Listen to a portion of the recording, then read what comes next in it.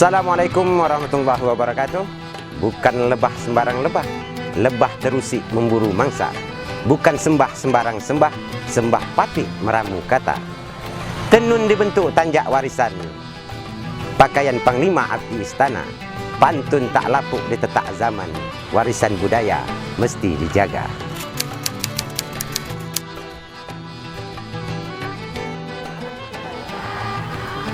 Pantun itulah pusaka daripada nenek moyang kita orang Melayu, yaitu membawa masyarakat itu lebih baik. Dan pantun-pantun itu bermacam pantun seperti pantun nasihat, pantun agama, pantun adat, dan sebagainya. Jadi untuk membawa masyarakat itu ke jalan yang lebih baik.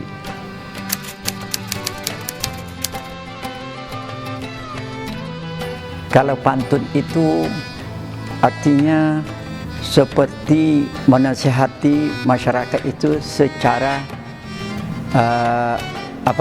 macam kata orang Melayu, menyindir. Artinya sesuatu pekerjaan yang kurang baik disindirnya dengan pantun, ataupun pekerjaan yang baik itu diucapkan dengan pantun, dan juga membawa masyarakat itu ke jalan yang baik, ke jalan agama, ada istiadat. Jadi inilah permulaan pantun itu. Tetapi kalau seandainya seseorang itu ditujukan secara, artinya berhadapan dengan jelas begitu, kemungkinan seseorang itu merasa dirinya artinya kurang, artinya tersinggung perasaannya begitulah. Tetapi dengan adanya pantun, ini orang tuh merasa lega dan juga dia pun tak terasa tersinggung. Inilah pantun ini. Itulah kalau pantun itu artinya yang paling sakral sekali di dalam adat istiadat perkawinan. Mulai dari merisik, meminang, antar belanja, sampai pantun hari raya itu pantun buka pintu. Ini yang paling sakral sekali, yang tidak bisa ditinggalkan. Tetapi namun pada itu artinya banyak lagi tempat-tempat yang bisa diapakan pantun. Arti dibudayakan pantun. Seperti orang tepung tawar ada pantunnya, seperti orang bikin acara ada pantunnya. Dan juga artinya ada rapat-rapat besar gitu, ada pantunnya. Jadi pantun ini dari dulu sudah membudaya di tanah Melayu ini. Artinya bukan di Siak saja, tetapi tanah Melayu. Jadi pantun ini adalah asalnya dari Melayu.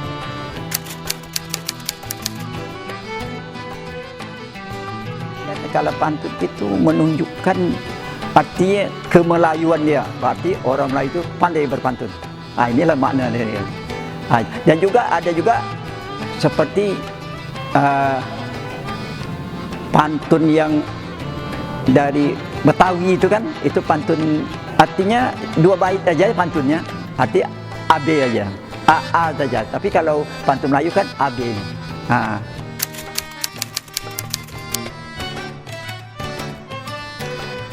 Alhamdulillah sekarang sudah menjadi artinya budaya, bukannya di Melayu saja, tetapi sudah di negara kita sekarang, di Indonesia sudah, di mana saja ada acara orang kadang-kadang berpantun. Jadi sudah membudaya se-Indonesia.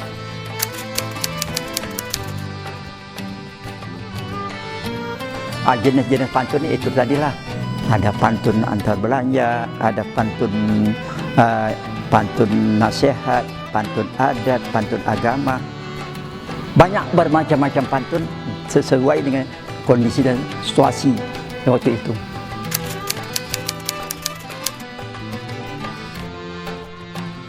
Saya sebagai tokoh masyarakat anak Melayu Siak ini berpesan kepada anak cucu saya atau generasi muda supaya kita melestarikan pantun ini dan membudayakan.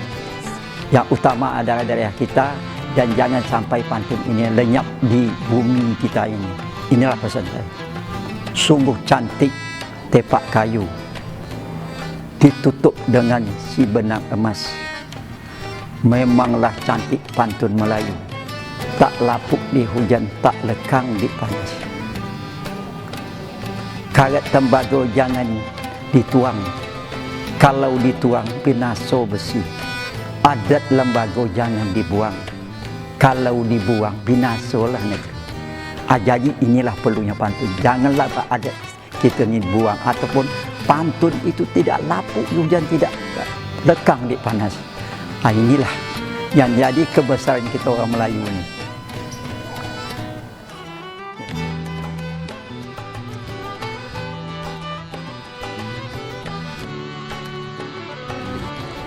Berkalam santun makna tersirat, syarat kalimat untuk didengar.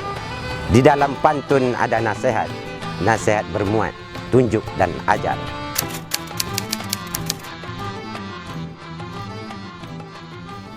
Pantun termasuk ke dalam sastra lama ataupun puisi lama.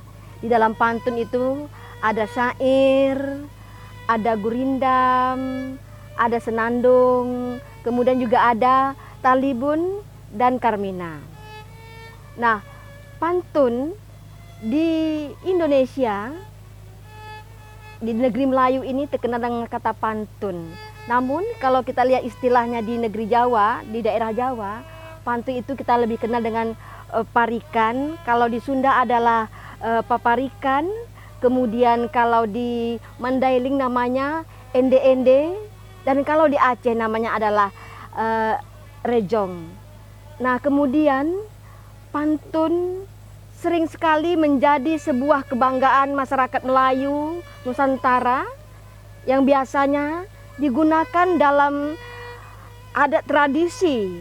Orang tua-tua kita dulu menyampaikan pesan berkomunikasi berupa sindiran, nasihat, dan juga dalam hiburan lagu-lagu Melayu.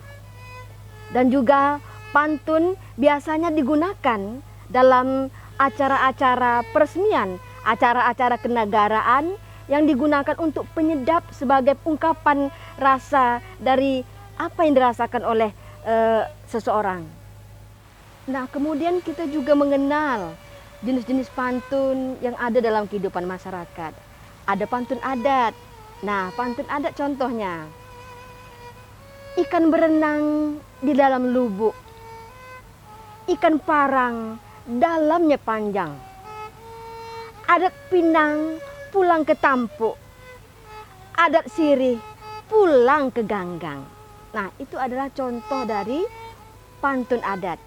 Selanjutnya ada pula jenis pantun agama. Nah, contohnya asam kandis, asam gelugur, ketiga asam siriang-riang, menangis mayat di pintu kubur, teringat badan tidak sembayang. Itu adalah contoh dari pantun agama. Berikutnya kita juga mengenal jenis pantun budi pekerti. Antara padi dengan selasih, yang mana satu turunkan. Antara budi dengan kasih, antara satu jangan dipisahkan. Nah, itu adalah salah satu contoh dari pantun budi pekerti. Selanjutnya kita mengenal jenis pantun jenaka. Nah, contohnya adalah orang Sasak pergi ke Bali, membawa pelita si biji dua, berbisik-bisik pekak dengan si tuli. Tertawa si buta melihatnya. Nah, itu adalah contoh pantun jenaka. Begitu juga dengan pantun pahlawan. Contohnya, redup bintang hari pun subuh. Subuh tiba, bintang tak nampak. Hidup pantang mencari musuh. Musuh tiba, pantang ditolak. Nah, itu adalah contoh dari pantun pahlawan. Berikutnya juga ada jenis pantun nasihat. Contohnya, berburu ke padang datar, dapat rusa belang kakinya. Berguru ke palang datar, bagaikan bunga kembang tak jadi. Nah, kemudian kita juga mengenal ada pula jenis pantun bercinta atau pantun cinta. Limau pugut lebat di pangkal, sayang selasih condong ke barat. Angin ribut dapat kutungkal, hati yang pedih sulit diobat. Itu adalah contoh dari pantun bercinta. Ada pula contoh pantun peribahasa. Nah, berakit-rakit ke hulu, bersenang-senang ke tepian, bersakit-sakit kita dahulu, bersenang-senang kita kemudian. Nah, kemudian masih ada juga jenis pantun perpisahan. Contohnya, pucuk pauh delima batu, anak sembilang di telapak tangan. Biarpun jauh di ujung batu, hilang di mata, di hati jangan. Nah, kemudian ada juga jenis pantun tebak-tebakan. Nah, contohnya, kalau tuan bawa keladi, bawakan juga si pucuk rebong. Kalau tuan bijak bestari, binatang apa tanduk di hidung. Ini adalah contoh pantun tebak-tebakan. Nah, mungkin bisa disebutkan oleh anak-anak ibu nantinya, ya, yang punya tanduk di hidung. Nah, itu adalah salah satu jenis contoh-contoh pantun yang ada dalam kehidupan kita bermasyarakat.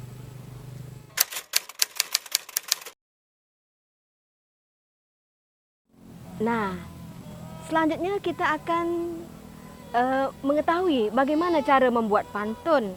Nah, sebenarnya untuk kita membuat pantun, nah tentu pertama kita harus tentukan dulu tema ataupun topik dari pantun apa nak kita bawakan tadi. Contoh, apakah pantun tentang adat, atau pantun percintaan, atau juga pantun tentang peresmian dalam suatu acara. Nah, tentukan dulu temanya ataupun topiknya. Yang kedua tadi adalah tentukan jenis pantunnya. Apakah pantun adat, lelucon atau jejaka, atau juga jenis pantun lainnya. Nah, yang ketiga, kita juga harus tentukan isi dan sampirannya. Kalau pantun itu di baris pertama dan kedua mengandung sampiran, di baris ketiga dan keempat itu adalah isi. Dan juga kita harus tahu dalam pantun itu terdiri dari satu bait terdiri dari 4 baris ataupun 4 kalimat.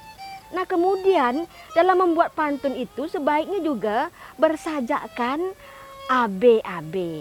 Ada juga yang AAAA, ada juga yang BBB. Tapi sebaiknya pantun itu bersajakkan ABAB.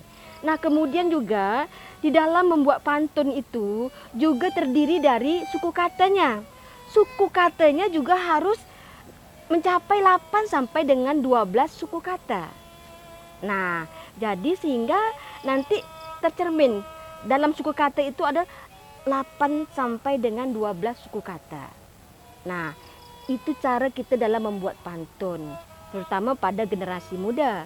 Kalau mulai dari sekolah itu sudah diajarkan bagaimana kita membuat pantun. Nah, nanti ibu akan contohkan. Tadi sudah ibu berikan contoh juga. Ada pantun adat istiadat, ada pantun agama. Nah, dan kita juga harus tahu cara membuat pantun. Karena di dalam pantun itu harus ada unsur-unsur apanya.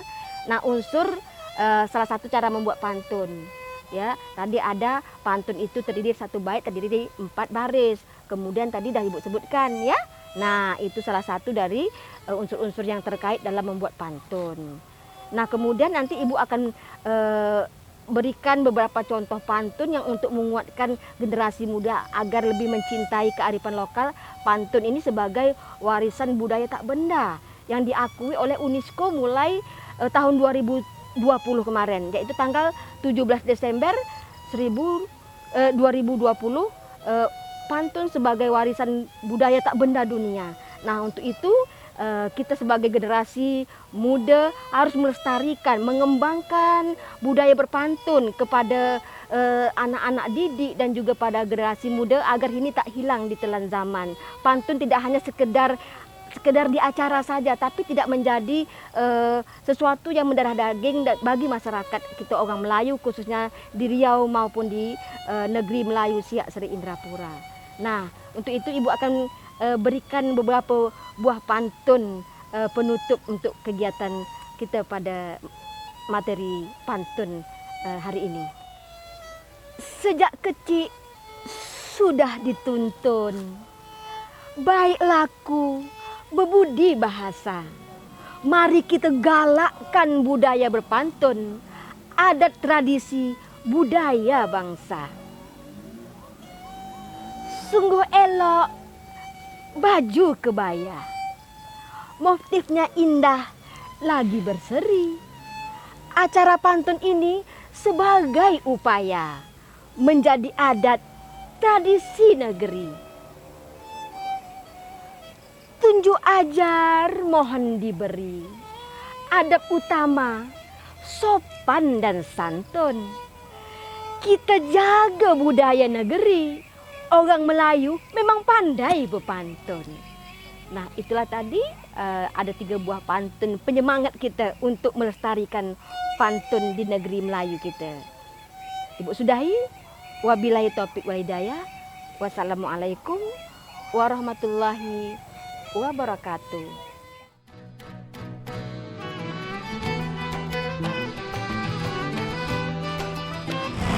Kalau orang berlabuh pukat, carilah pancang kayu berdaun. Kalau kurang mengetahui adat, carilah orang tahu berpantun.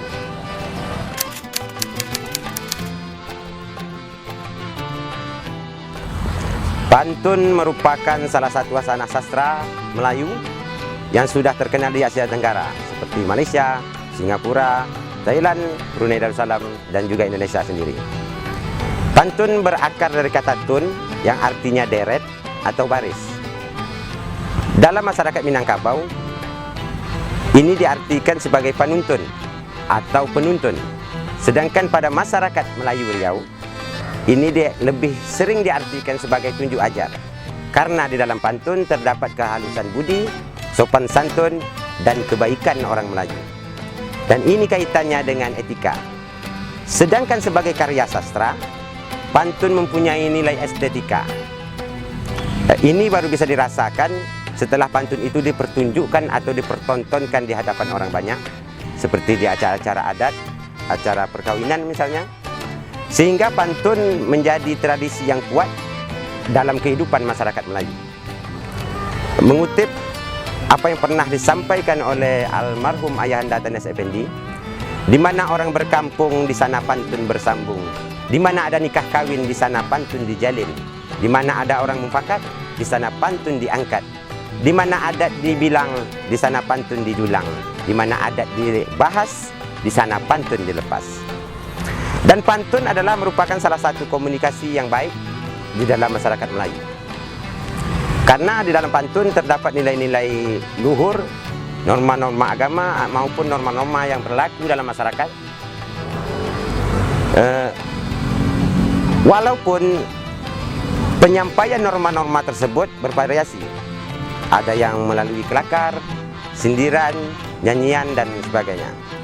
Tapi apapun wujud pantunnya, di dalamnya pasti terdapat nilai-nilai luhur tersebut, meskipun kekentalan isinya berbeda-beda.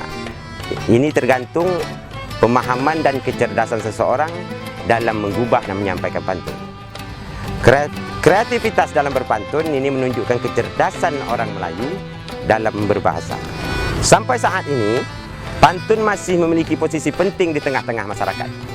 Misalnya di acara adat perkawinan, tukang pantun sering didahulukan selangkah, didahulukan setingkat, bahkan tukang pantun sering menjadi tokoh utama dalam majelis.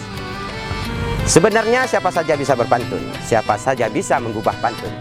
Tetapi sebagai seni, ini akan menjadi penapis siapa saja yang berbakat menjadi pemantun yang baik ataupun hanya menjadi pemantun yang begitu-begitu saja. Meskipun di era milenial sekarang, pantun hadir hanya sebagai pemanis pidato saja, sebagai basa-basi percakapan, ataupun sekedar hiburan belaka. Namun yang terpenting, generasi sekarang bisa menemukan cara agar bentuk pantun dapat menjadi puisi yang terus-menerus memperbaharui diri. Ia boleh tetap menjadi pantun dengan peran dan fungsinya sebagai sastra lisan untuk kepentingan adat, tunjuk ajar dan sebagainya. Tetapi ia juga tidak boleh berhenti pada estetika begitu saja. Pantun hendaknya bisa lentur berkembang dalam berbagai tema, misalnya tema politik, corona dan sebagainya. Apalagi sekarang pantun telah ditetapkan oleh UNESCO sebagai warisan budaya dunia tak benda pada tanggal 17 Desember 2020 yang lalu. Jadi tidak ada alasan lagi buat generasi muda untuk tidak mencintai dan mewarisi pantun. Mewarisi warisan nenek moyang kita. Jangan sampai orang-orang di pelosok negeri sana lebih mengetahui dan memahami pantun daripada kita sendiri yang sebenarnya adalah ahli waris yang sah. Jadi para generasi muda sudah selayaknya kita berbangga. Sudah selayaknya kita mencintai dan mewarisi pantun berabad-abad lamanya. Karena pantun adalah kekayaan jiwa dan nyawanya orang Melayu. Ketika pantun hilang, maka intelektualitas dan identitas masyarakat Melayu pasti akan memudar. Karena pantun tidak hanya sekedar kekayaan sastra, tapi juga kekayaan jiwa dan perilaku orang Melayu. Jadi buat generasi muda, kaum milenial, marilah berpantun agar kita tetap menjadi bangsa yang santun, bangsa yang tak rabun dengan warisan budaya yang sudah menjadi turun-temurun. Kadipatik mengenal sembah, menyusun fikir mengantar kalam. Wabillahi taufik wal hidayah, pantun terakhir yang tersalam. Assalamualaikum warahmatullahi wabarakatuh.